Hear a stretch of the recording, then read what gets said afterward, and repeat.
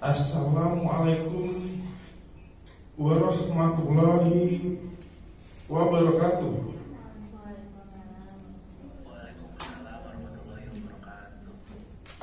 Alhamdulillahirabbil alamin. Wassalatu wassalamu ala asrofil anbiya'i wal mursalin wa ala alihi washabihi ajmain. Amma ba'du. Alhamdulillahi an amana bi ni'matil iman wal islam wa nusolli wa nusallimu ala qaril anam sayyidina Muhammadin wa ala alihi washabihi ajmain. Nahmaduhu wa nasta'inu wa nastaghfiruhu wa na'udzu billahi min syururi anfusina wa min sayyiati a'malina. Min yahdillahu fala mudilla lahu wa min yudlilhu fala hadiya lahu. Allahumma sholli wa sallim ala sayyidina Muhammadin wa ala alihi wa sahbihi ajmain. Amma ba'du. Marilah terlebih dahulu kita panjatkan puji syukur kehadirat Tuhan yang Maha Pengasih, yang telah melimpahkan rahmatnya kepada kita, sehingga pada pagi yang cerah ini kita dapat berkumpul di Zoom ini dalam keadaan sehat walafiat untuk melaksanakan syiar duha bersama-sama. Sebelum menyampaikan apa yang akan saya sampaikan, tidak lupa dalam kesempatan ini lebih dahulu saya sampaikan rasa syukur yang sedalam-dalamnya karena saya dapat memenuhi undangan dari Ustadz Satya Supardi untuk berbicara mengenai masalah finansial di hadapan para jamaah PIK yang berhormat ini.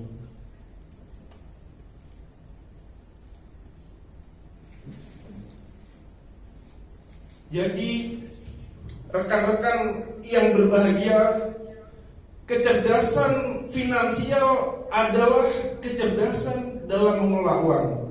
Kemampuan mengelola keuangan yang baik merupakan ilmu yang harus dimiliki oleh setiap muslim, rekan-rekan semuanya. Islam sangat melarang para pemeluknya untuk melakukan tafsir, yaitu perilaku boros atau menghambur-hamburkan uang untuk berfoya-foya dan juga hal-hal yang kurang bermanfaat. Karenanya membangun kecerdasan finansial bagi seorang muslim adalah sebuah tuntutan. Allah menyebutkan bahwa orang yang melakukan tafsir bukanlah orang yang baik dan merupakan teman setan. Wa ati sal qurba haqqahu wal miskina wabnas sabili wala tubasir tafsira. Innal mubasirina kanu ihwana si sayatin wa kana si syaitanu li rabbih kafura. Dan berikanlah kepada keluarga-keluarga yang dekat akan haknya, kepada orang miskin dan orang yang dalam perjalanan, dan janganlah kamu menghambur-hamburkan hartamu secara boros. Sesungguhnya pemboros-pemboros itu adalah saudara-saudara setan, dan setan itu adalah sangat ingkar kepada Rabb-nya. Surat Al-Isra ayat 26-27. Dalam Al-Quran disebutkan di antara sifat ibadur rahman, yang artinya hamba-hamba pilihan Allah, adalah mereka yang mempunyai kecerdasan finansial dalam mengatur harta, bersifat tengah-tengah antara kikir dan boros. Mereka yang menghias diri dengan sifat tersebut sungguh terpuji, karena begitu dicintai oleh Ar-Rahman. Wallazina isa anfaqu lam yusrifu wa lam yaqturu wa kana baina zalika qawama. Dan orang-orang yang apabila membelanjakan harta, mereka tidak berlebihan dan tidak kikir, dan pembelanjaan itu di tengah-tengah antara yang demikian. Surat Al-Furqan ayat 67. Jadi pada ayat ini menekankan pentingnya sifat wasatiyah antara israf, berlebihan, dan bakhil atau pelit. Ibnu Katsir menyebutkan dalam tafsirnya, qailul umuri afsatuha, Sebaik-baik perkara adalah yang tengah-tengah. Kaitannya dengan ayat ini, tidak membelanjakan harta melebihi kebutuhan dan tidak pelit dalam mengeluarkannya.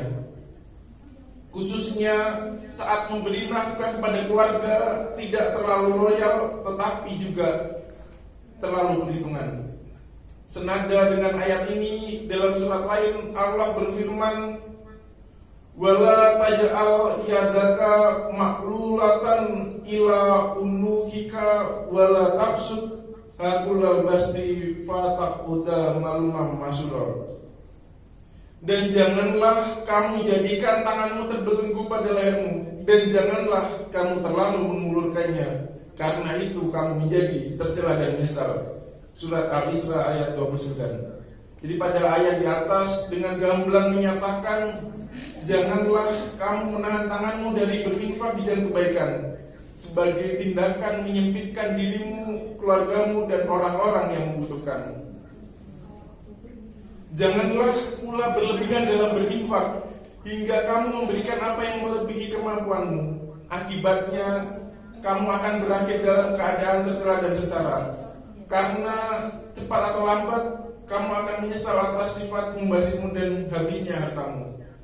Jadi berbicara tentang kecerdasan finansial, mengaitkan manajemen finansial dengan urusan akhirat merupakan salah satu di antara poin-poin penting dalam kecerdasan finansial seorang muslim. Karena nikmat yang berupa kekayaan materi tidak lain dan tidak bukan adalah amanah dari Allah. Semua yang kita miliki harus digunakan untuk ibadah. Maka dari itu kita tidak pernah mendapati para nabi dan sahabat-sahabat Nabi Muhammad SAW berlomba-lomba menumpuk harta untuk kemudian dibanggakan atau demi kepentingan pribadi dan kesenangan duniawi. Teladan yang mereka berikan adalah menginfakkan harta itu untuk kepentingan agama Allah, untuk menebar manfaat, serta membantu dan membahagiakan orang lain. Jadi ada sebuah kisah unik yang sangat relevan dengan tema pembahasan ini, yaitu kecerdasan finansial yang dipraktikkan oleh pendahulu kita. Sebuah cerita nyata dari Konstantinopel yang sangat melegenda. Di kota Konstantinopel yang sekarang bernama Istanbul, terdapat sebuah kawasan yang disebut kawasan Al-Fatih. Di situ salah seorang warganya yang bernama Khairuddin Afandi mempunyai jasa yang luar biasa. Dia dikenal miskin, hidup serba pas-pasan, tetapi berhasil mewujudkan cita-citanya yang mulia, yakni ingin membangun masjid jami. Setiap hari ia hanya mengeluarkan sedikit uang untuk sekedar bertahan hidup, tidak lebih. Sehingga setiap kali Afandi lewat pinggir jalan dan melihat jajanan yang begitu menggiurkan, ia hanya berkata dalam diri, Sanki Yadem. Yang dalam bahasa Turki ucapan Sanki Yadem berarti anggap aja udah makan. Selalu begitu. Hanya itu yang dikatakannya demi menahan diri dari menikmati sesuatu yang enak. Ia berhasil menepis dan mengenyangkan setiap desi dan hasrat untuk menyantap hidangan lezat. Meskipun ia mampu, ia lebih memilih untuk mengurungkan niatnya. Dan hasilnya, Masya Allah, luar biasa. Hari berganti hari, pekan berganti bulan, bulan berganti tahun, hingga tiba saatnya uang yang selama ini ia tabung dialokasikan untuk membangun masjid. Warga sekitar begitu takjub melihat kegigihan Khairuddin Afandi. Maka demi mengenangnya, masjid itu mereka beri nama Masjid Sanki Yadem. Nah, inilah hakikat dari kecerdasan finansial. Ketika seseorang mampu mengalahkan jiwa konsumerisme di dalam dirinya, mampu membedakan mana kebutuhan dan mana keinginan, tentunya lebih mengutamakan kebutuhan daripada sekedar keinginan. Hal ini penting untuk diutarakan, sebab menjelang akhir-akhir tahun biasanya rekan-rekan pasti mempunyai list barang-barang yang akan dibeli untuk kebutuhan-kebutuhan di tahun depan, sehingga bisa tampil menjadi lebih glamor, lebih wah, dan lebih keren lagi. Sehingga di sini kita memastikan bahwa kita tidak membelanjakan harta kita untuk sesuatu yang sia-sia. Belajar dari kisah Fandi, kita diingatkan tentang hadis Nabi bahwa harta yang kita miliki halalnya akan dihisab dan haramnya akan diazab. Maka ambillah pilihan untuk menebar manfaat dengan harta yang kita punya. Dalam sebuah hadis Rasulullah SAW bersabda, sebagaimana diriwayatkan oleh Imam At-Tirmizi dalam kitab Sunannya, hadis nomor 2417 yang berbunyi yaitu la tasulu khadama abdin yaumal qiyamati hatta yus'ala an arba'in an umurihi fima afnahu wa an jasadihi fima aqlahu wa an ilmihi maza amila fihi wa an malihi min aina kasabahu wa fima anfaqahu. Yang artinya tidak akan bergeser kedua telapak kaki seorang hamba di hari kiamat sehingga ditanya dengan 4 macam, yaitu tentang umurnya dihasbihkan untuk apa, jasadnya digunakan untuk apa, ilmunya diamalkan untuk apa, hartanya dari mana didapat dan kemana dibelanjakan. Afandi juga mengingatkan kita sebuah nasihat yang sangat mengena dari ulama terkemuka, yaitu Syekh Al-Fahmi. Yang pertama kali merasakan nikmat memberi manfaat adalah mereka yang melakukannya. Mereka akan merasakan buahnya seketika itu juga di dalam jiwa, akhlak dan nurani mereka, sehingga mereka pun selalu lapang dada, tenang, tentram dan damai.